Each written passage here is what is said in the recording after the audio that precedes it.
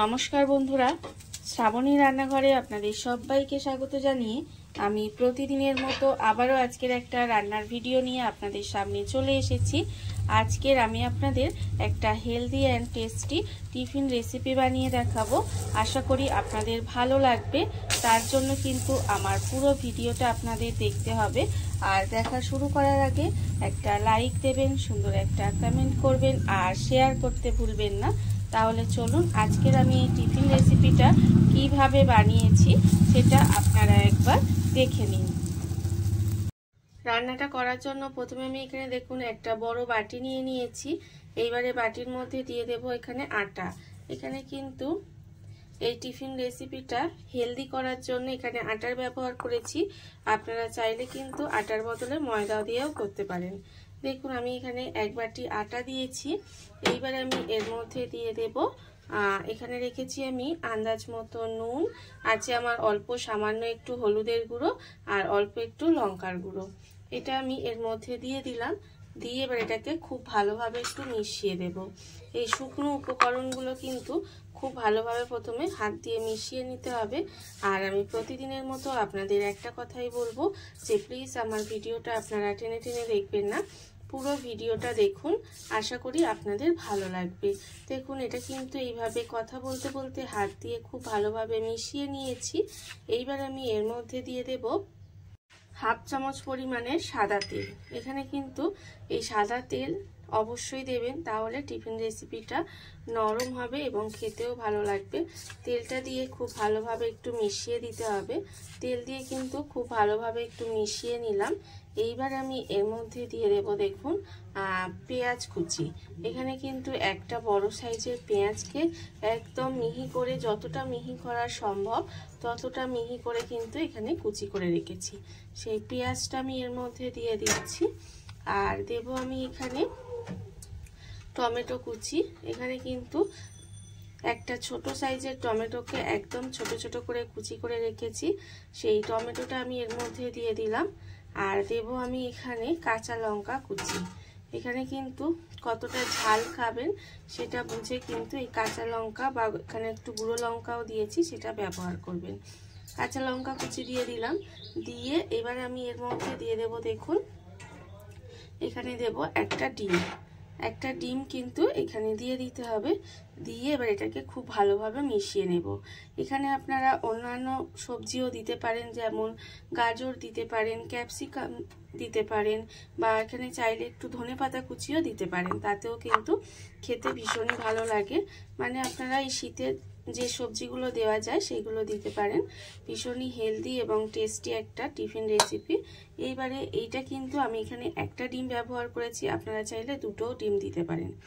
এবার এর মধ্যে অল্প অল্প জল দেব, দিয়ে একটা ব্যাটার রেডি করে নেব।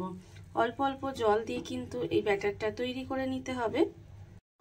ব্যাটারটা আমার এখানে রেডি হয়ে গেছে। আর এই ব্যাটারটা দেখুন আমি ঠিক কীরকম বানিয়ে নিয়েছি।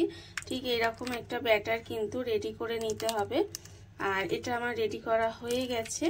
আর অন্যদিকে দেখুন আমি গ্যাসটা অন করে একটা ফ্রাই প্যান বসিয়ে নিয়েছি। এবার এটাকে একটু গরম হতে দেব। এটা কিন্তু একটু গরম হতে দিতে হবে। ফ্রাই প্যানটা আমার এখানে গরম হয়ে গেছে। এবার আমি এর মধ্যে দিয়ে দেব অল্প সামান্য একটু তেল। অল্প সামান্য একটু তেল দিয়ে দিলাম। দিয়ে ফ্রাই প্যানটার মধ্যে তেলটাকে ভালো করে বুলিয়ে দিতে হবে। দেখুন এইভাবে কিন্তু খুব ভালো করে বুলিয়ে দেব। আর এটা আমার গরম হয়ে গেছে। এবারে আমি এর মধ্যে দিয়ে দেব যে ব্যাটারটা আমি এখানে রেডি করে রেখেছিলাম, সেই ব্যাটারটা কিন্তু আমি এখানে দিয়ে দেব। আর এই টিফিন রেসিপিটা আপনারা বাচ্চাদের টিফিনে বানিয়ে দিতে পারেন, বা আপনারা চাইলে বড়দের অফিসেও কিন্তু এটা বানিয়ে দিতে পারেন। ভীষণই হেলদি এবং টেস্টি একটা টিফিন রেসিপি। দেখুন এইভাবে কিন্তু আমি এখানে দিয়ে দিচ্ছি অল্প অল্প করে নিয়ে। এবার এটাকে এইভাবে একটু গোল করে দেওয়ার চেষ্টা করব। আমার চ্যানেলে নতুন বন্ধু পুরনো বন্ধু সবাইকেই বলছি আমার তরফ থেকে অনেক অনেক ভালোবাসা। নতুন বন্ধুদের বলছি আপনারা যদি চ্যানেলটা সাবস্ক্রাইব করেন তাহলে পাশে থাকা বেল বাটনটা অবশ্যই প্রেস করে দেবেন, যাতে আমি যখনই কোনো নিত্য নতুন ভিডিওগুলো আপলোড করব সবার প্রথমে আপনাদের কাছে নোটিফিকেশন চলে যাবে এবং আপনারা আপনাদের সময় মতো সেটা দেখে নিতে পারবেন। আর পুরনো বন্ধুদের বলছি এইভাবে আমার পাশে থাকার জন্য আপনাদের অসংখ্য অসংখ্য ধন্যবাদ জানাই। আর দেখুন আমি কিন্তু ঢাকা দিয়ে দিলাম, ঢাকা দিয়ে কিছুক্ষণ এইভাবে রান্না হতে দেব যতক্ষণ না পর্যন্ত ওপরটা শুকনো হয়ে আসে। ঢাকা দিয়ে আমি এটা বেশ কিছুক্ষণ এইভাবে রান্না হতে দিয়েছিলাম, আর এর ফলে দেখুন ওপরটা কিন্তু শুকনো শুকনো হয়ে এসেছে। আর যখন এইভাবে একটু শুকনো শুকনো হয়ে আসবে তখন কিন্তু এটাকে আমি উল্টিয়ে দেব। এইভাবে আস্তে আস্তে কিন্তু ওটাকে উল্টিয়ে দিতে হবে। দেখুন এটাকে আস্তে আস্তে এইভাবে উল্টিয়ে দিলাম, উল্টিয়ে দিয়ে আবারও কিন্তু এর পাশ থেকে অল্প একটু তেল দিয়ে দেব।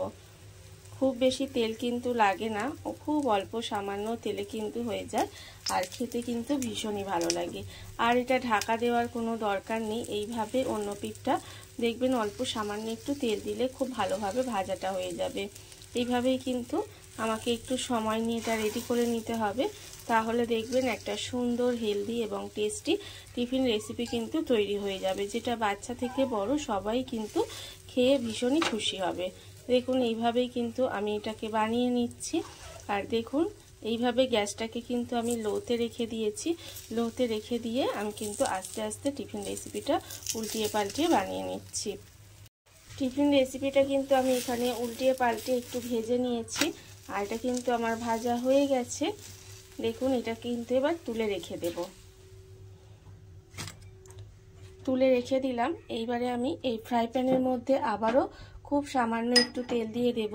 খুব বেশি কিন্তু তেলের দরকার হয় না, কিন্তু তাও অল্প অল্প আমি এর মধ্যে একটু তেলটা বুলিয়ে নেব। এতে কি হবে, সুন্দরভাবে ভাজাটাও হয়ে যাবে আর খেতেও কিন্তু ভীষণ ভালো লাগবে। এবার আবারও এর মধ্যে অল্প একটু ব্যাটার দিয়ে দিতে হবে।